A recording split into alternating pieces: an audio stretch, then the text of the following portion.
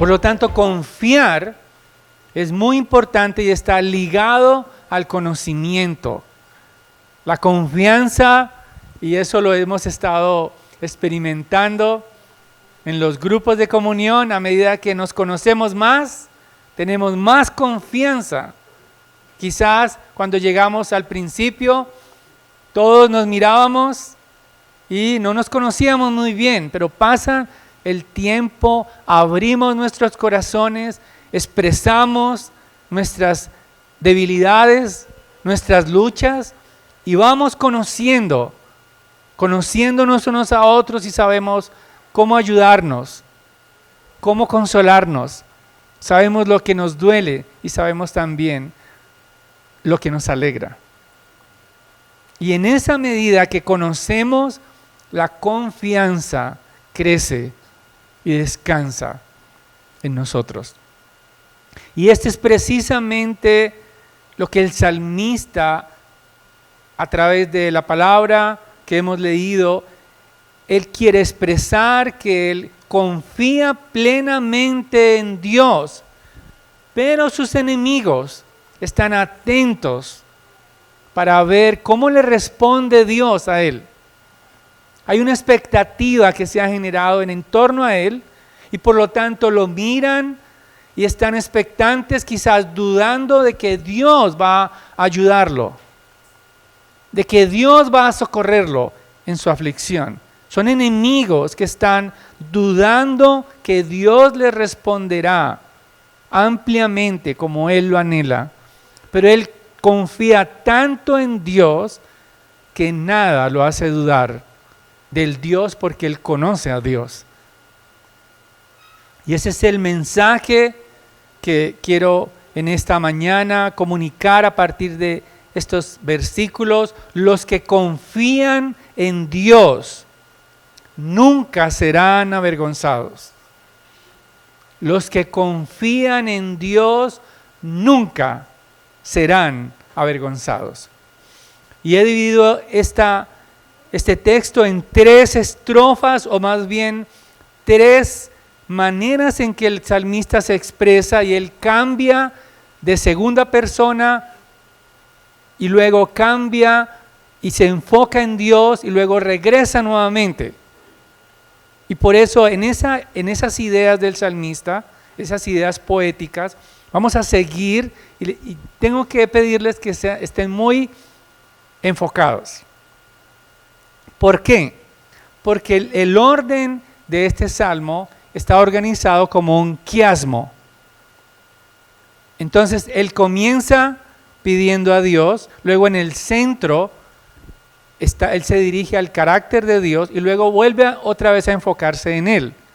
Y el quiasmo es como, bueno, alguien lo explicó como un sándwich. Entonces, el primer pan es la primera estrofa, en el centro está el jamón y luego viene el pan, o sea, la tercera estrofa. O sea, ¿dónde está lo importante según eso? ¿Dónde está lo relevante? En el centro. Es decir, en la parte central del salmo está lo más importante, el énfasis. Y es más, hay un versículo que está en el centro del centro de todo, donde está asentado el énfasis del salmista, pero más adelante les voy a decir cuál es.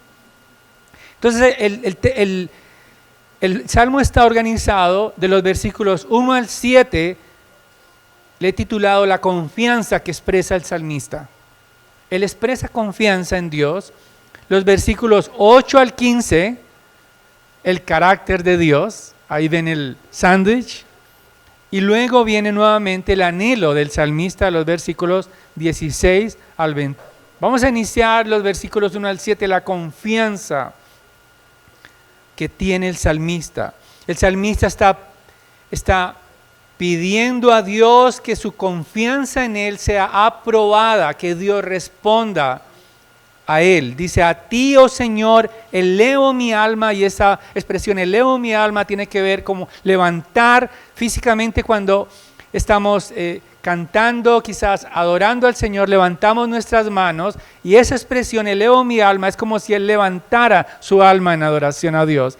Así comienza ese salmo. Su alma está delante de Dios, su corazón, su vida. Por eso dice, Dios mío, en ti confío. Esa es la declaración primordial del salmista y él pide que no sea avergonzado, que no se regocijen sobre mí mis enemigos, dice, y hace una declaración de confianza en el versículo 3. Ciertamente ninguno de los que esperan en ti será avergonzado, serán avergonzados los que sin causa se rebelan. En otras palabras, ser avergonzados en este contexto tiene que ver con que Dios no responda a sus oraciones, no responda a su clamor. Que todo el anhelo de su alma, todos los deseos de su corazón, Dios le dé la espalda a él. Eso es ser avergonzado en este contexto. Que sus enemigos se rían de él y digan, si ven, Dios no le contestó. Dios lo dejó en ridículo. Todo lo que él esperaba de Dios no se lo ha concedido. Eso es la vergüenza para el salmista. Y por eso él hace una declaración en los versículos 4 y 5 de confianza en Dios. Pero hay una expresión muy importante. En el versículo 3 al final él dice que ¿quiénes serán avergonzados? ¿Quiénes serán aquellos en los cuales no van a ser complacidos por Dios? Los que sin causa se rebelan. Y en el idioma original esa expresión se rebelan es sinónimo de traición a Dios. Los que sin causa traicionan a Dios. Es como si ellos le dieran la espalda a Dios. Ellos serán avergonzados. Ellos sí serán defraudados. Es como si aquellos que caminaban con Dios, aquellos que alababan a Dios, aquellos que amaban a Dios, sin causa traicionan a Dios y le dicen, no te quiero Dios, ya no te amo Dios, ya no eres mi satisfacción, oh Dios. Ellos sí serán avergonzados, pero los que son fieles al Señor, los que confían en Dios, los que perseveran en Él, ellos serán consolados y jamás Dios dejará de mirarlos ni de guiarlos. Por eso él pide al Señor en una declaración de confianza a Dios, dice Señor, que en el idioma original es el Dios de Israel, Yahweh. Él está diciendo Señor, oh Yahweh, tú hiciste los cielos y la tierra. Tú eres aquel que ha dado vida. Tú eres Señor, quien dio vida a toda la creación. Él es el Dios de Abraham. Él es el Dios de Isaac. Él es el Dios de Israel, de Jacob. Él es el Dios que ha conservado a su pueblo. Él es el Dios que liberó a su pueblo de la esclavitud de Egipto. Él es el Dios omnipotente que guardó a su pueblo en el desierto. Él es el Dios glorioso que ha provisto a su pueblo alimento, vestido. Él es el sustentador de Israel. A Él es a quien se dirige. Yahweh, el Dios que no puede ser comparado con ningún ídolo, que no puede ser comparado con los dioses de este mundo que tienen ojos y no ven. Con todos los dioses aquellos que adoraban los cananeos, los filisteos.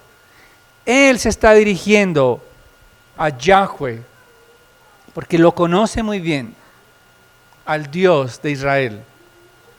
Y en el versículo 4, una señal de confianza en Dios.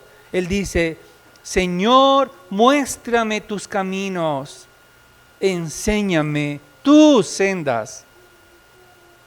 Versículo 5, guíame en tu verdad, enséñame porque tú eres el Dios de mi salvación. En ti espero todo el día. El salmista está pidiendo al Señor que lo guíe. Y una manera en que confiamos en Dios es que confiamos en su palabra. Porque si confiamos en Dios, confiamos en su dirección. Confiamos en sus promesas, que son para siempre. Una de las maneras en que podemos ver la evidencia de la salvación es la obediencia a la palabra de Dios. El anhelo por la palabra de Dios, como un niño recién nacido que anhela la leche materna. Así es aquel que ha nacido de nuevo. Es consistente en buscar la palabra de Dios. Anhela la palabra de Dios, como dice también el salmista, como el ciervo brama por las corrientes de aguas. Anhela la palabra de Dios, la dirección de Dios, porque revela a su Hijo Jesucristo, revela redención, revela perdón y reconciliación, su palabra gloriosa. Y por eso, cuando me preguntan a veces personas por iglesias en otros lugares,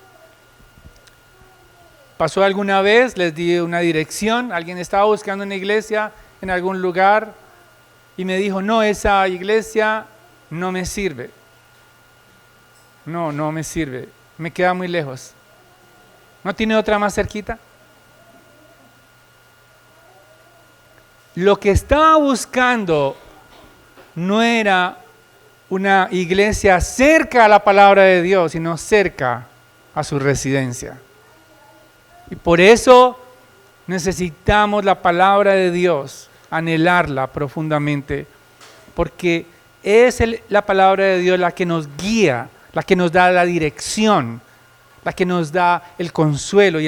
Y por eso el salmista está pidiendo dirección, guíame en tu verdad, porque solo Dios es la fuente de verdad, porque solo tú eres el Dios de mi salvación. Solo Dios puede proveer dirección y guía a las almas confundidas por este mundo.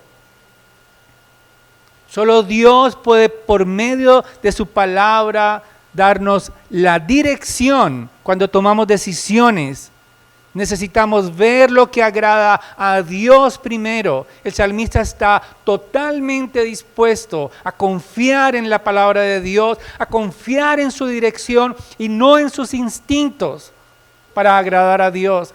Él confía que Dios le guiará con sus verdades, con sus preceptos, con sus sendas. Quizás muchas veces estamos en una disyuntiva, en un momento de nuestras vidas que tenemos que tomar decisiones trascendentales. Tenemos que confiar en Dios. Primeramente, Dios es el que me va a proveer dirección, obviamente a través de la oración. Pero muchas veces esas dos decisiones que tenemos allí están opuestas contra la voluntad de Dios o mi voluntad. Y el salmista está totalmente dispuesto a recibir la dirección de Dios. Pero no solamente allí, sino también que él confía en el Señor de ser perdonado. Versículo 6. Acuérdate, oh Señor, de tu compasión y de tus misericordias que son eternas. No te acuerdes de los pecados de mi juventud, ni de mis transgresiones. Acuérdate de mí conforme a tu misericordia, por tu bondad, oh Señor. Es como si el salmista, en términos poéticos, porque esto es un poema, él está diciendo, tu misericordia es comparada con mi vida, tu misericordia es estable. Porque yo en mi juventud era inestable, pequé contra ti. No te acuerdes de eso. Por favor, no tomes en cuenta las rebeldías de mi juventud, está diciendo el salmista. Yo puedo ser alguien que cambio, pero tu misericordia, acuérdate más bien de tu compasión, acuérdate que tú eres compasivo, que tu compasión sí es estable, porque Él estuvo cuidando de él en su juventud pecaminosa. también. No te acuerdes de los pecados de mi juventud, ni de mis transgresiones. Y esa expresión juventud tiene que ver con esa vida que nos describe Proverbios de necedad. Creo que si miráramos hacia atrás, no había muchas cosas de qué enorgullecernos cuando éramos quizás rebeldes contra Dios en el pasado, rebeldes contra nuestros padres, insensatos. A veces pensamos, y no sé si a ustedes les ha pasado, uno dice, si hoy tuviera si cuando yo era joven tuviera la sabiduría que tengo ahora con los años, no hubiera cometido tantos errores. Pero el salmista también habla de sus transgresiones. Dicen algunos autores que tiene que ver con los pecados actuales, no solamente los de la juventud. Pero él dice, acuérdate de mí conforme a tu misericordia, por tu bondad. Él confía en que Dios, el Dios de Israel, que siempre mostró compasión a su pueblo, tuvo el poder Dios para destruir a Israel, pero no lo destruyó. Tuvo misericordia y perdonó. Moisés, cuando vemos en el Antiguo Testamento, repetidamente él pide, Señor, acuérdate por tu misericordia, no consumas a este pueblo rebelde, a este pueblo incrédulo, no lo cubras con tu ira. Pero también David, que es a quien se le atribuye este salmo, él también pecó contra Dios y pide, acuérdate de tus misericordias y de tus bondades. No te acuerdes, Señor, de mis pecados. Confiamos en el Señor. Es posible que, como el salmista, tu vida esté a la vista de otros que dudan de tu seguridad en Cristo. La situación quizás que atraviesas, dudan que Dios te está respaldando. Quizás están expectantes para burlarse de ti, porque tú dices, yo creo en Jesucristo, confío en Él, y ellos te ofrecen otras alternativas. Y dirán, pasarán los años y te veré avergonzada, porque tu Dios no estará contigo. No te preocupes, confía en Dios, confía en la palabra de Dios, confía en la restauración de Dios, porque su palabra es confiable. Recuerda lo que ha hecho por ti en el pasado. Recuerda cómo te ha sustentado en el pasado, cómo te alcanzó con su misericordia, cómo te recogió de ese hoyo cenagoso, cómo te ha reconciliado. Él es el mismo Dios. Seguirá guardando tu alma, seguirá proveyéndote sus misericordias y seguirá otorgándonos su gracia por medio de su amor. Pero no solamente el salmista hace esa declaración de confianza, sino en los versículos 16 al 22, el salmista tiene un anhelo. Aunque el salmo no especifica la angustia, parece ser sus enemigos que lo rodean. Él pide, vuélvete, versículo 16, vuélvete a mí, tenme piedad, porque estoy solitario y afligido. El salmista, esa expresión de soledad, tiene que ver con experimentar momentáneamente la ausencia de Dios. Su alma se siente solitaria y afligida, como si Dios no estuviera a su lado. Y él clama, vuélvete a mí, Señor, mírame. No estés distraído en mi situación. Como si Dios se hubiera desentendido de él. Esa es la expresión poética. Él experimenta la ausencia de Dios y por eso dice, las angustias de mi corazón han aumentado, sácame de mis congojas. Y la única manera que el salmista encuentra alivio es que Dios lo mire, que Dios extienda su gracia, que Dios responda, que se sienta amparado por Él. Por eso dice el versículo 18, mira mi aflicción y mis trabajos y perdona todos mis pecados.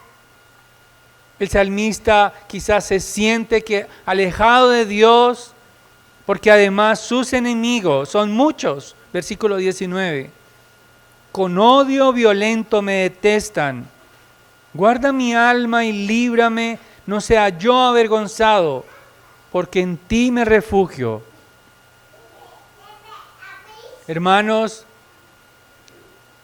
el salmista está en aprietos. Pero solo Dios puede consolarlo. Solamente el anhelo de su alma está la respuesta en Dios. Versículo 21, la integridad y la rectitud me preserven. Ahora, no quiere decir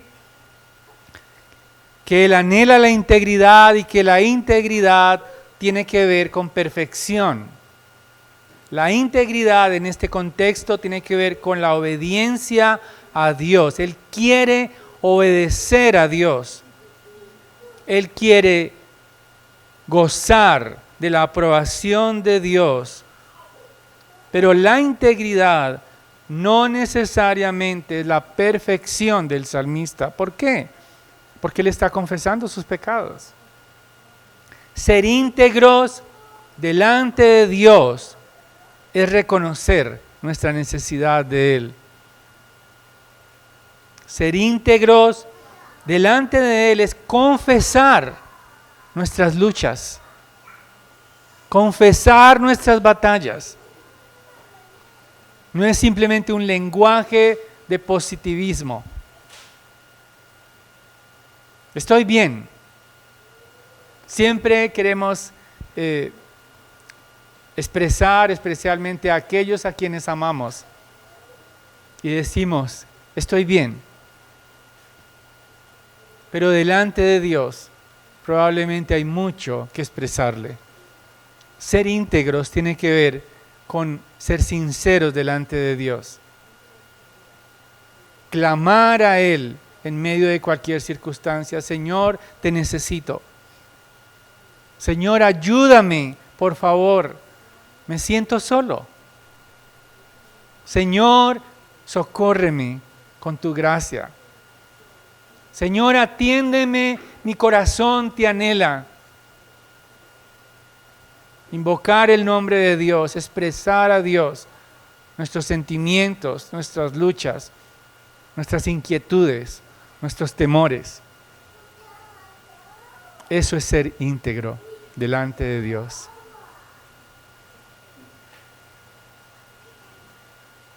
¿Y por qué?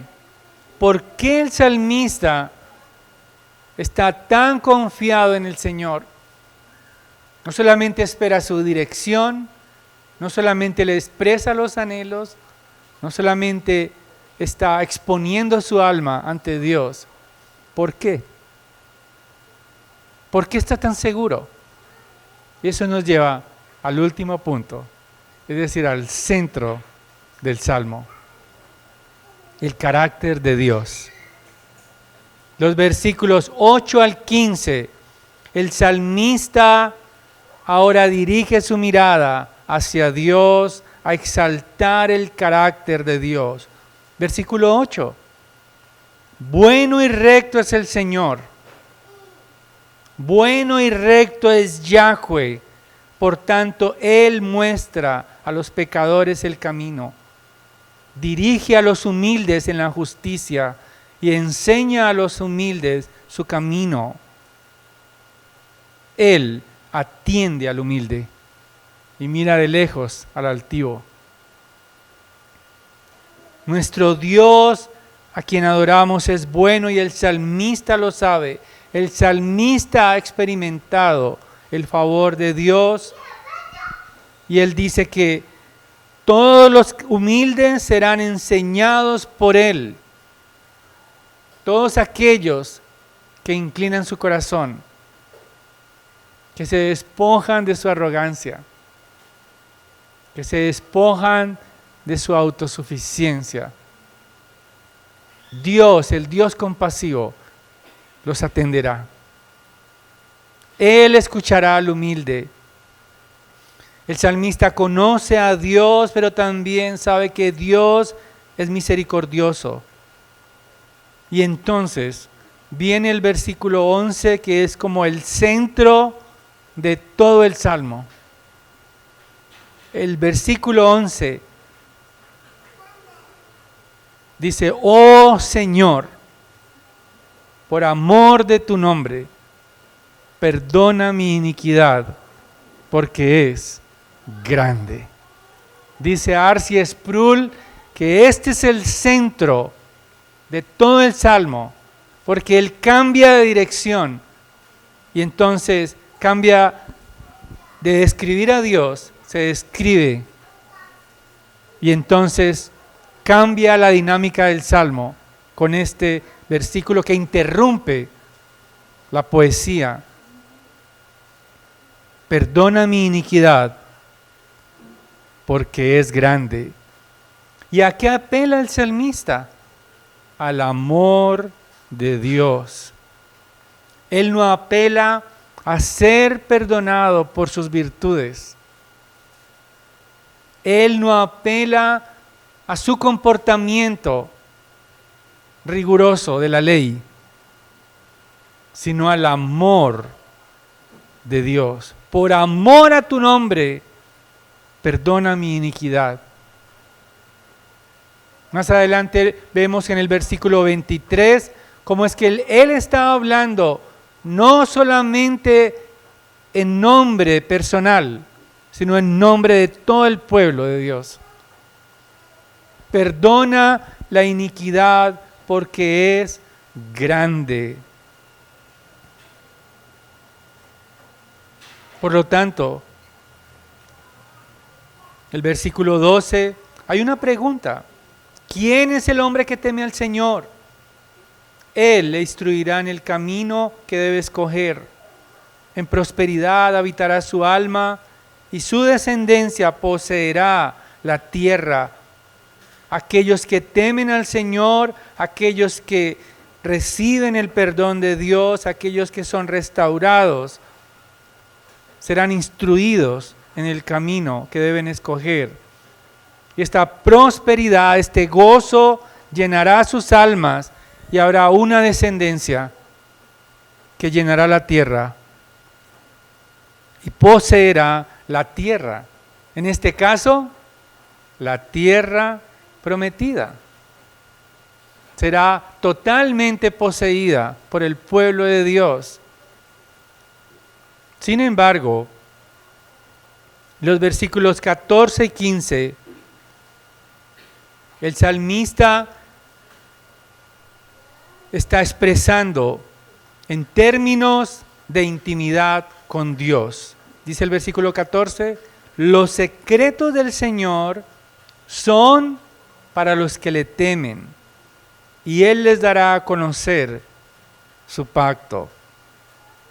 En otras palabras, el Señor les dará a conocer sus secretos, dicen otras versiones. Y esta palabra pacto no significa como el pacto anterior. Esta palabra pacto tiene que ver con una relación cercana con Dios, una relación de amistad con Dios. Los secretos del Señor son para los que le temen y Él les dará a conocer su pacto. Dios se relacionará con aquellos que temen a Él. Dios tendrá cercanía con aquellos que temen a Él. Él se acercará de manera íntima a aquellos que ha perdonado. Hermanos, es realmente el concepto de Dios que tenemos, el mismo del salmista. ¿Realmente confiamos en Dios? ¿Realmente anhelamos que Dios nos responda porque confiamos en Él? ¿Realmente hemos experimentado la bondad de Dios? ¿Hemos experimentado la misericordia de Dios? ¿Realmente nuestros corazones son humildes ante Él? ¿Realmente esperamos disfrutar de la comunión íntima con Dios? Ese Dios que se acercará a los que le temen. Realmente tu mayor anhelo es estar cerca de Dios y ser amigo de Dios. A veces cuando se presentan las celebridades, muchas personas quieren sus autógrafos. También hay celebridades cristianas. Alguna vez me firmaron una Biblia, yo un poco nervioso, pasándole mi Biblia a ver si eso me hacía más espiritual. Tener allí una firma. ¿Cuánto más mucha gente anhela estar cerca de personas influyentes? Y dicen, no, es que si el dueño de esa multinacional fuera mi amigo, es que si aquel que ocupa ese cargo fuera mi amigo, las cosas cambiarían. Es que si el accionista presionara para que me recibieran, mi vida cambiaría. Me abrirían las puertas de ese lugar. Pero es posible tener comunión íntima con el Rey del Universo. Es posible escuchar sus secretos íntimamente, en amistad estrecha con Él, como lo dice el salmista. Les dará a conocer su pacto. De continuo están mis ojos hacia el Señor, porque Él sacará mis pies de la red. Hermanos, ya es posible. La encarnación hace posible que seamos cercanos a Dios. Quiero que culminemos con este texto que se encuentra en Juan capítulo 15, versículos 13 al 15. Nuestro Señor Jesucristo dice lo siguiente: nadie tiene un amor mayor que este, que uno dé su vida por sus amigos. Ustedes son mis amigos si hacen lo que yo les mando. Ya no los llamo siervos, porque el siervo no sabe lo que hace su Señor. Pero los he llamado amigos, porque les he dado a conocer todo lo que he oído de mi Padre. Hermanos, nuestro Señor Jesucristo no solo llama amigo a sus discípulos, nos llama a nosotros, porque es nuestro Redentor. Y todos los que estuvieron pendientes de la lectura, quizás dirán, ¿qué pasó con el versículo 23? ¿Qué pasó? Perdón, el versículo 22. Oh Dios, redime a Israel de todas sus angustias. Dicen los estudiosos que este último versículo está fuera del cuerpo del Salmo. Y nosotros estamos incluidos en esta redención por medio de Jesucristo. Los que hemos creído en Jesucristo hemos sido redimidos de todas nuestras angustias porque Jesucristo vino a redimirnos, a comprar nuestra libertad. Pero no solamente eso, sino a ser nuestro amigo, nuestro Redentor y Rey. Estamos cercanos. Él se hizo cercano a nosotros en Navidad. Él vino en un pesebre. Estaba distante de nosotros, pero se hizo cercano. Él se encarnó para que lo conociéramos de cerca. Y nos ha dado toda su palabra. Y nos ha enseñado el camino para conocerle. El camino de la cruz. El camino de la gloria. Los que confiamos en Él no seremos avergonzados. Porque Él nos ha dado perdón de nuestros pecados. Porque nos ha dado comunión íntima con su trono. Y no estamos huérfanos, porque Él nos ha dado la dirección por su palabra.